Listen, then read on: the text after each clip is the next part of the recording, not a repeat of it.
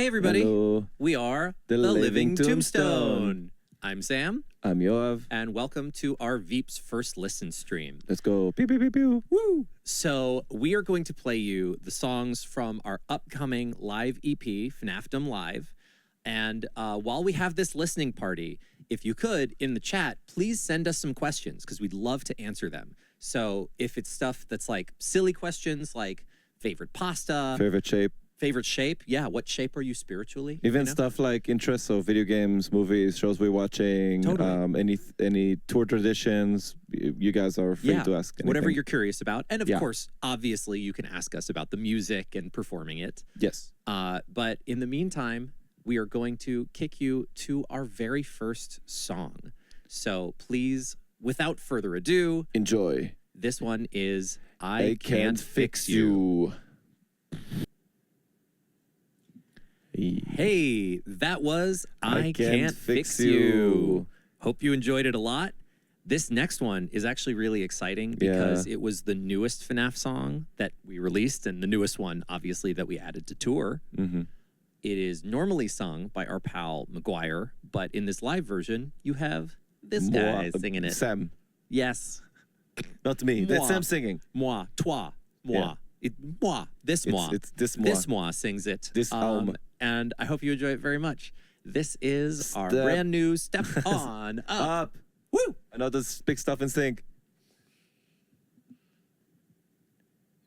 Hey, welcome back. Hey, that was Step On Up. Whoop, I whoop, hope you whoop. enjoyed that. That was like, that's super new. Yes.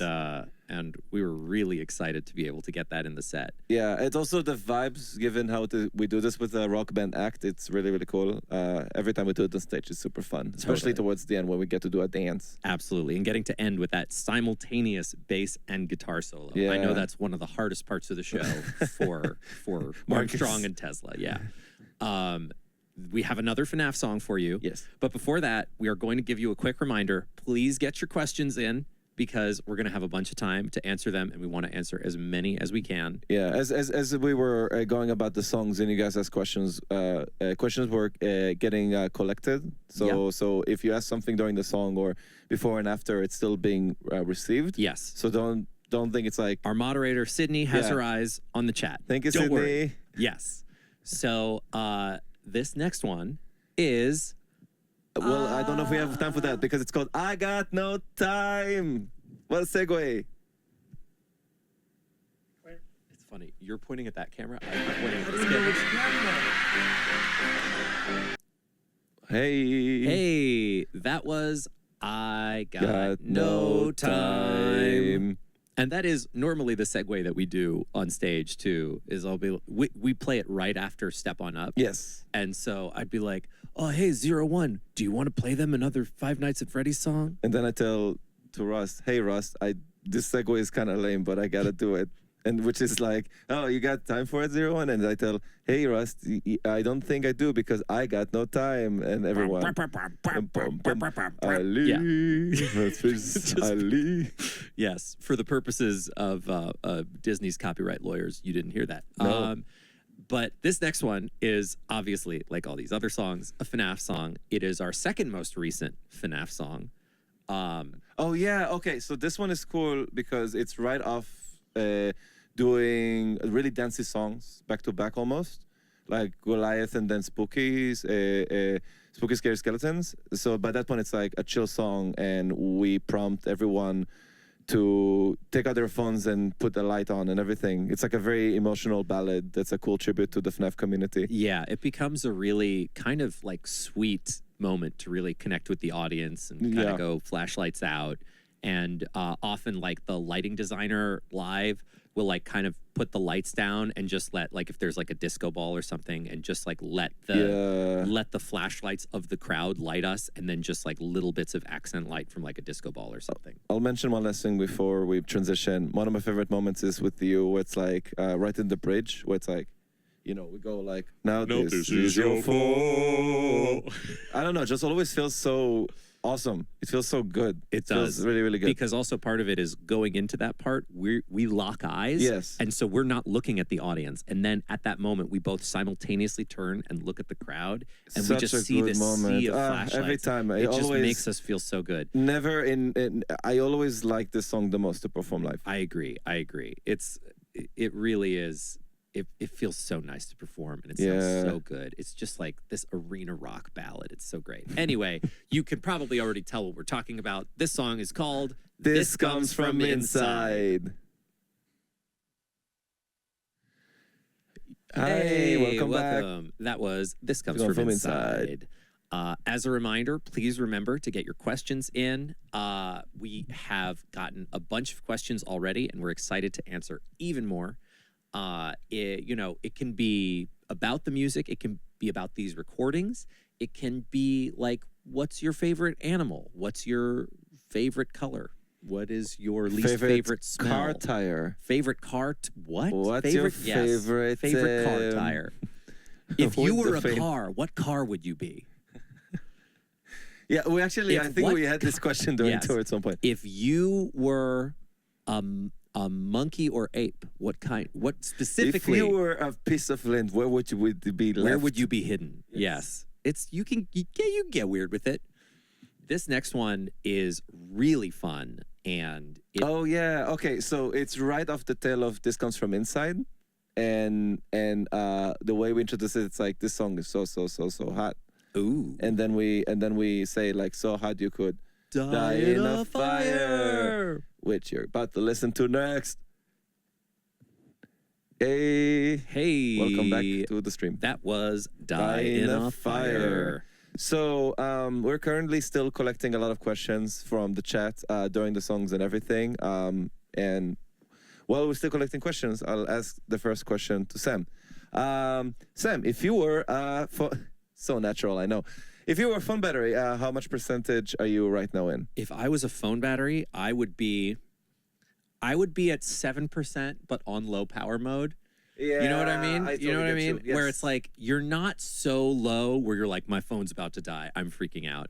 But you're low enough where you're like, I'm gonna have to find a charger real soon. Yeah, right now I'm gonna disable background updates. And I'm turning off Bluetooth. That's what state I'm in right now. How about you? I mean, I'm on the 20%. Haven't turned on low battery yet, but I'm feeling like I should be sleeping at some point. All right. Let's look at the energy on Yoav. Yeah, that's well, amazing. Then again, I also slept on the flight, so that's also me. True. That's true. I didn't sleep on the flight. Yeah. But anyway, that was an example of a kind of fun and wacky question that you could be asking us. Wouldn't that be amazing? We're so interactive. Wouldn't that be so we fun move our hands if around. you asked us a question like that? Okay. Hold on. Sorry. Okay. Segue time. So after Die in a Fire, by that point we leave for encore. Yes. And then when we come back, we before we introduce the next song, we basically talk to the crowd. We talk to the crowd. We talk to each other. Everybody has a nice big cry. Yes, it's no, but it's like, because it is such an interesting, privileged situation of like going to a sect of the internet that comes to us in every show and really embracing how we celebrate the kind of people we are online when we do all these things. And also a lot of it is about acknowledging each other, because what we do together is what enables the Living Tombstone to be what it is. And then we go and say, look, we're rock stars now. We're going to play the first song without having to introduce it. But because it's a stream, we do have to introduce it. Yes. So we are going to introduce it, which we normally don't do. But this song is called It's Been So Long. It's so weird to say it because we never have to say the title of the song ever. I know. You came back? Hey, it's been so long. It's been so long. It's been so long since we saw you last time. I know. But we're so happy you're here. Hey, welcome back. Check this out. What? While we're gathering questions from you, I'm going to ask you a long question. Oh. Yeah. All right. Okay. What is your favorite PlayStation game from each generation of PlayStation? Not counting PSP. Easy. Oh, I got you so hard, baby. PlayStation 1. It's either, okay, I need to pick the one, right? Yes, just one. All right, so let's narrow it down. For me, I think Spyro the Dragon. PlayStation 2 is Grand Theft Auto San Andreas. PlayStation 3, even though I didn't have it, I still think Metal Gear Solid 4 was really good. Really good story. Also ahead of its time. PlayStation 4 is, let's see, maybe either The Last of Us Part 2, because it's such a good gameplay. And then PlayStation 5, oh man, PlayStation 5, that's a hard one for some reason. Right. Oh, it's oh my God, what's the name? Astro Boy. Ah, good one. The Astro World, I think Yes. it's the new one with the platformer. Yes. Okay, for me, PS1, this is maybe an odd answer. I think it was called Pong 3D or Pong Evolve. Do you remember the one? Yes. Like that Atari Pong game where like they started adding a bunch of weird mechanics. You're maybe the only other person I know that ever I love talked that about that game. game because I I love liked that that one a lot. That was one so cool. or Pac World. I played a ton of Pac World. Pac World is great. Pac World's a great game. PS2, maybe PS2 would be one of the Jack and Daxter games. No, it would be Kingdom Hearts, actually, would be PS2. Like, that's the first one or First one. First one? First one, Okay. yeah. PS3, Fallout New Vegas. Like, just instantly, I know the answer to that one. PS4, I'm going to say Horizon Zero Dawn. Oh, that's a great one. And PS5. Yeah, I was tripped on that too because Yeah, it's still 'cause it's so it's still fresh. current and you cannot like, it's like you cannot sift through the generation to find the best stuff. That's true. In terms of games that like really just are so cool on the PS5, even though honestly I haven't put that many hours in on PS5, I would. Oh nope, never mind. I've changed my. I was going to say No Man's Sky, but actually the answer is Sifu. Sifu is great. Sifu's so good. So smooth. Yes. Okay. But anyway, that's an example of a kind of question you could be giving us. Hey, inspired. You're so inspired so right inspired now. right now. You're so Inspirational. inspired. We've Inspiring. inspired you. We're an inspirational poster. Hang in welcome. there. I'm a cat. There we go. Okay, we have one last song to play you in our listening party before we move on to your questions. Yes. And I think you could all assume which song it is. Yes. We take it all the way back to the very first one. Yeah. This song is is Five Nights at Freddy's. Enjoy. Yo. That was Five Nights at Freddy's. Let's go. That was the last one. Seriously, we appreciate so much you guys tuning into our Veeps First Listen Party. Yes, But we thank are you guys. only just beginning because now it's time to take some questions from you as delivered to us by our moderator, Sydney. Hi, everybody. I think we're going to open it up with a on-brand question for the first one. What is your favorite FNAF character? Thank you, disembodied voice, Sydney. No, that's a real person. It's a real person. Sorry, Yes, what's this question again? Sydney's I got haunting the distracted. narrative. Our favorite FNAF character. Yes. Oh, mine is Foxy. I really like Foxy. It's just a funny pirate character who runs at you in the first game. Yeah, you like pirates, you like foxes. And- That's 2 for 2. Yes. For Yar. me, sorry to like out myself as a new gen, but Why do you keep saying that? You're I fine know. to pick that answer. I know, but like Monty Gator, I obviously like I have a great affection for Monty Gator. Monty I Grater. like Monty Grater. And I don't know, like Monty's green, and I am a little biased, as you might imagine. So you're saying if you have a different hair color like red, it would be Foxy. Yes, yeah, If it was orange, it was Freddy. yes, that's my hair But determines. today is a green day, so... Today is a green day, and on a green day, my favorite is Montgomery Gator. Do you have the time to listen to me, Wayne? About the things... It's a green day. I get it. I understand. I understand what you did. Anyway, answer. Thank you, Wake chat. me up. Sorry. All right. Next question. What is your process in deciding how to connect melodies with certain themes / stories / fandom? Fun question. Really cool because Oh, man. Okay, yeah. No, because I don't know how to go about this because we both write the songs. that's true. So we both go about this differently. But the process, the step one of the process, I would say 70% of the time, step one of the process is Yoav makes these voice memos of melodies that, and he just like, his voice memo app is like always extremely full of melody ideas. And then either we will have a conversation or something will happen in my life or in your life. And we'll have a conversation where it'll be like, hey, you know what? I'm really thinking about this lately, or this theme, or this game, or fandom. And from there, it'll be like, oh yeah, I'm thinking about this. I really connect to that idea. And then Yoav will be like, hey, check this out. What do you think of this melody? And he'll open his phone and he'll hit play and it'll be like, beep, boop, doop, doop, doop, doop. And it will be groundbreaking. And I will go, oh my God, that's a genius. That's You're gonna a genius. make millions, That's son. a genius. Let's make a song. And from there, that's when the song production process starts. Yeah. And there are a number of steps. The step number one is like, first there becomes like, it's not even really a demo, but kind of like a skeleton of what the structure of the song is. Yes. With like a very simplistic MIDI doing a vocal guide, like a synth, doing a vocal guide of the melody from the voice note. Then from there, it goes to my DAW, where I will open that up. I will use the conversations about theme and story or fandom or whatever it is we're making a song about. Yeah. And start writing lyrics to that vocal guide. Now, as those lyrics and vocal guide may sometimes start clashing in terms of like syllables or the way certain lines scan, like some of the melody guide will usually get tweaked a little bit here and there, and then it goes back to Yoav, and Yoav is like, oh, you know what? This gives me a great idea for a bridge. And then it's just a lot of kind of collaborating back and forth. It's like in ways that is easier to understand like what's happening is that it's a lot of trusting each other's taste. Basically, it's like when we go about choosing anything, like even from the very voice memo like process of like just where does melodies come from, it's literally almost like in the way I see it, it's like giving your life soundtrack. It's like, okay, what does this feel like right now in this moment? So this melody pops into my head for some reason, but it's very subconscious because it's really focused on something that's happening right now, and I don't know what it feels yet to me because feelings are so much more complicated than the language we use.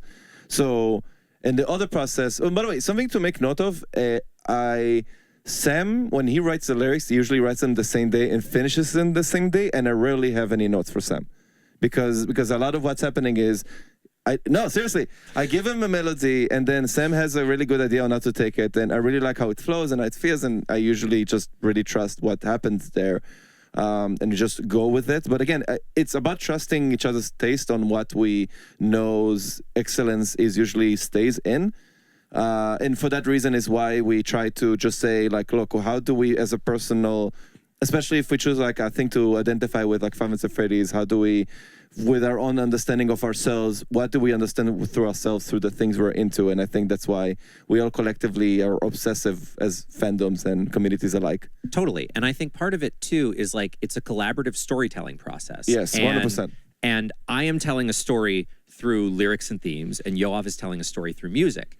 And Yoav speaks my language of lyrics and themes, and I speak Yoav's language of music. And so that's how we, like, as the song starts to develop from either this side or this side, it gives the other person cues on like, oh, exactly, I'm going to complement this on that side with this side by having it do this or change this word or change that melody or this drum beat in a way that like makes it feel more true to the story the song is telling. And we try to also be unbiased to each other. We try to say like, look, without making it about me or vice versa, Totally. we try to say, does this feel good for whoever's not aware of the process we are going through? Yeah, a comparison that Yoav makes that I like a lot is the idea of the like 2-key activation of a nuclear bomb.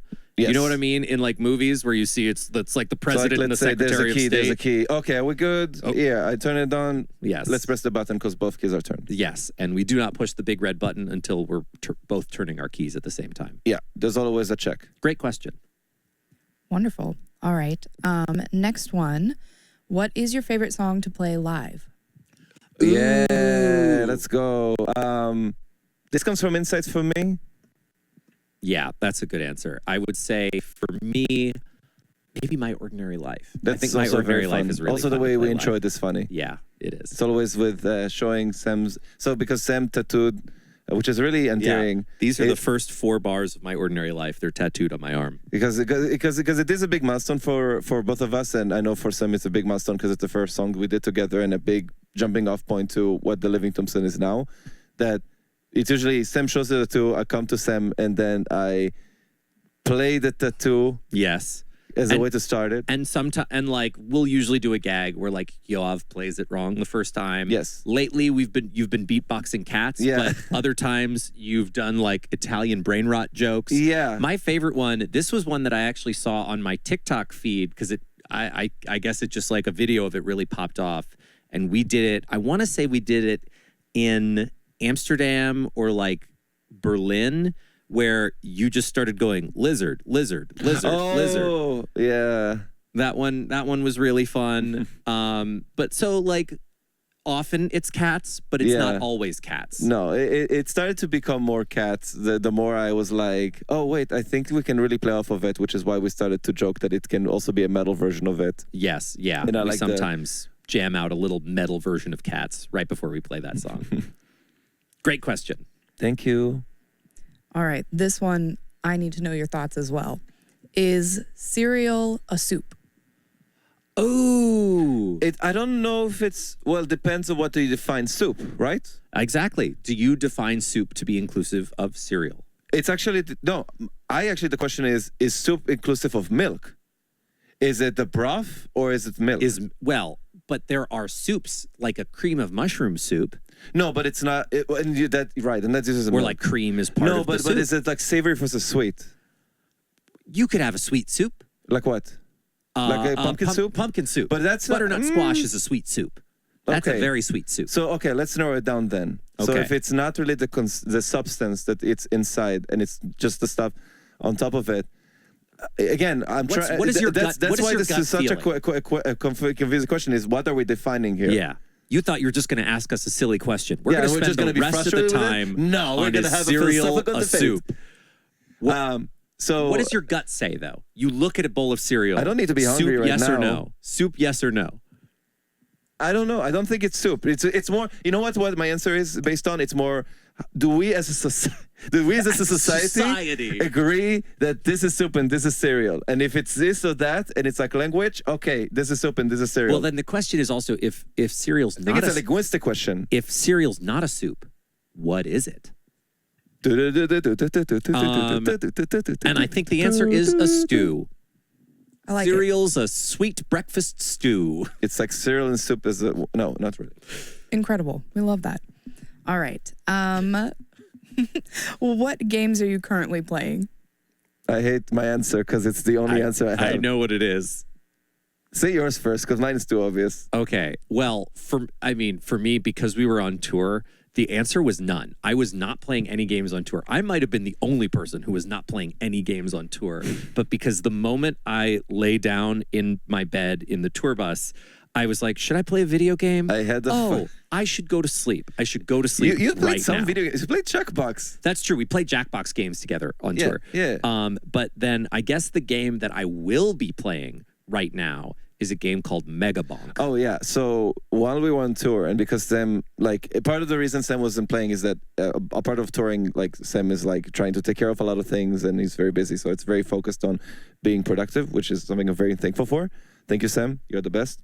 But when I was like, we're chilling down, and I was playing Mega Bonk on the Steam Deck, it felt like you were like a moth to a flame. I know. It's like, because it's like it's like a marriage of Risk of Rain 2, which is one of my favorite games of all time, and Vampire Survivors, which I also really enjoy, which we did also play on tour. Yeah. Oh, yeah. That's also true. We did some co-op. I guess my answer is Tetris. It's Tetris. It's Tetris. You need to to know about Yoav is that he was playing Tetris while you were listening to I Can't Fix You. Yes. He was, the moment they were like, you're clear, he pull it, show them. Oh. Yoav has Tetris in his pocket right now. It's like a small Andrew boy. It's like a little Tetris that's the size of a credit card. Yeah, let me turn it on so you can see a little bit of the visuals. It's like a fidget toy that is also Tetris. Let me skip ahead here so you can see. Look at that. He was doing this just now. And this is like like easy on the go. This is Yoav's version of like a vape. Essentially. Hold on, let me get a hit of long block. All right. Something that it seems that everyone wants to know. Do you have any plans to tour next year? Yes, Pew, we pew, do. pew. We do. We can't give a lot of details about it, but It's still up in the air Yes. because of the way touring is usually planned. Even for when we did this year's tour, it was like that. yes. The sort of general vibe is that sometime mid next year, we will book a number of festivals and book tour dates around the festivals. Yes. So that's our sort of our career goal next year, is to really be focused on finding the festivals as like these big anchor dates where it's like, okay, we know we're going to play this festival in this location on this date. Now let's book a week of touring around it in that region. So that's going to be sort of what dictates where we play and how often we play next year. Good question. Excited. Very cool. All right. What is your favorite type of pizza? Fun question. I like that question a lot. Usually my toppings are just garlic, onions, and on a plain pizza. It's like I'm Just playing with garlic and onion. That sounds really good, actually. or even I like anchovies as a topping. yeah. Mine is pineapple jalapeno pepperoni. Nice. That's my combo. More spicy stuff. Yeah, on you on can't food. tell, but Sydney just did like an Italian It's chef. really I good. wish I would have Jalapenos on known. I would pizza have is such ordered a it more on tour. good. Yeah, no, but we'll Topping. we had a lot of barbecue chicken pizza on tour, and that was great too. Yeah, pepperonis a lot is Yeah, always a good totally. choice. All right. Do we have time for one more? I think we got like 5 more minutes. Okay, cool. Do you have any band recommendations for fans who love your sound? Yeah, I would think of Tally Hall. Oh, That's one that I was thinking about a little bit in terms of closeness. Also, Hawaii Part 2 has a lot of cool ideas there that are very similar. Do you have any ones in your top of your head? honestly, I kind of don't. I feel like to me at least, I feel like our sound is rather signature in such a way where like I would have a hard time being like, if you like TLT, you would like blank, because there are a lot of different things that people get out of TLT. So I would say like, you know, if you like the kind of like happy music, sad lyrics thing, like that may be one thing you like about TLT, and that could attract you to a certain type of band. But if you like sort of the sonic palette of like kind of electronic rock with chord hits on the 2s and 4s, like that's sort of its own set of influences that might have its own set of bands that are similar to it. A band that I would recommend to everybody, so I'll use as my recommendation, is a band called Jellyfish. They don't exist anymore, but they're like an early 90s kind of power pop. They were a rock huge band. inspiration on when we started to work on 01. They were like an Super album we cool. kept referencing a lot. Yeah, Spilt Milk, great album. Very cool. I am going to ask one last one because I think we have a couple minutes. How did the tombsona designs come together? The tombsona designs. So the first component of the tombsona designs was we were developing this cartoon that we are still, I swear, developing, It's coming. which was called at the time Sonic Strike and is called at this time Rock and Rumble. It takes a very long time to develop a cartoon show, but it's been in progress and it's really coming together. Yes. So it's on its way. But in that, we developed the design with this designer, Maria. We developed this design for a villain in that show, which I will not spoil because I don't want to be in a situation where we've accidentally spoiled something about a show and then that show's coming out. And then there are a bunch of people who are like, I know what's happening. But that design definitely was like one we pointed out to and said, okay, there's something there. Yes. And that was like sort of if there is a common ancestor of every single Tombsona's design, it is the design for the villain of the show of Rock and Rumble, which you will see eventually. It's sooner than you think. It's actually Yes. really close And now. the moment you see that design, you'll be like, oh, I totally understand how like those design elements got sort of prismed into 5 different characters. And that really is the common design ancestor of the tombsonas. And then from there, it was like taking that and being like, how do we mirror this through 5 different eras of science fiction, where 01 is this sort of sleek, almost like Tron kind of chromy sci-fi. Rust is that sort of like 80s gritty dystopian sci-fi. Armstrong is more atomic age. Tesla is more steampunk era. And then Doc is like early sci-fi Mary Shelley. Very cool. Yeah. Thank you, guys. Course. Do we have time for one last question? I'm gonna say yes. Yeah. Do you have one off the top of your head, or you want me to ask one? I want you to ask one. All right. What do you have, Chad? What is your favorite TLT song that you have written? Oh, somehow that became hard. I think sometimes Longtime Friends still echoes in my mind more than I like to sometimes think, because it's like a song that throughout time is like a very important like way to identify what does it mean to understand not the loss of someone that you just you thought you could care for but realize that they hurt you, but it's also the loss of yourself, because in the process you're like, I cannot be with this person who's toxic, but that also means shedding off me as a person to be someone else now. That's true. I mean, I think serious relationships, or even like family relationships, like and they don't even have to be romantic relationships. They could be friendships. Yeah. You have a way of growing into a certain type of relationship where like it's like you're starting to share flesh to an extent, where like there's a part of you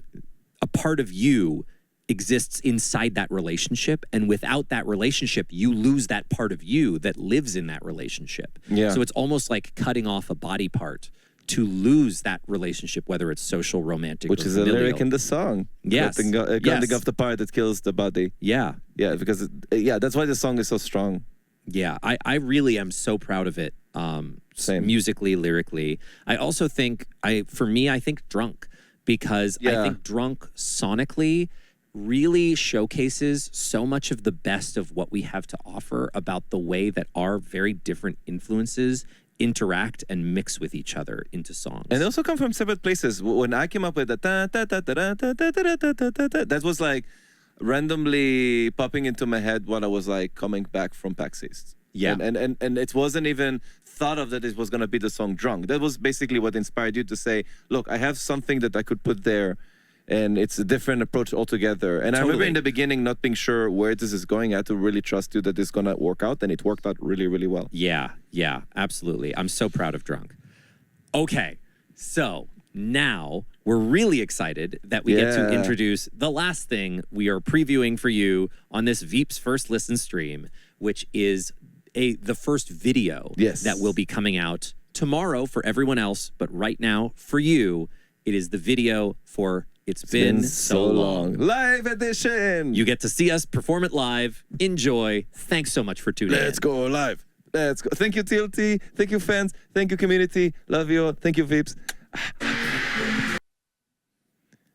Hey, thanks again. Thank you for tuning in to our Veeps First Listen stream. Thank you to the team at Veeps. Thank you for tuning in. Thank you for all your questions. Thank you so much, to our guys. moderator, Sydney. Thank you, Sydney. And our album, FNAFdom Live, our new EP. It's now out. It's now out. So please go stream it. Tell your friends. I hope you really enjoy it. Shout out to James Campbell. And shout out to James Campbell, who is our front of house mixing engineer, who mixed these live in the room and then mixed them again for this record. We really, really appreciate you. This year of touring, good. We were so happy with the with how the process went too. This year of touring has been truly wonderful. It's been amazing getting to see you guys in person, and also shout out one more time to like the really cool merch stuff that's on offer as well. The pizza design for the shirt and the hoodie and the pants. I hope you've gotten a chance to check it out, because when we saw those designs for the first time, we like basically freaked out. Didn't mean to sneeze on the merch. Yes. Also, the merch is really cool. Don't sneeze on the merch. No, don't sneeze on the merch. But you can sneeze on the merch. You could do whatever you want with it. And with your merch. Sneeze on it. Don't do it on purpose. Don't sneeze on our merch. And sneeze on your merch. Yes. Thank you very much. Anyway, thank you guys. We did it. Love you guys. Love you guys.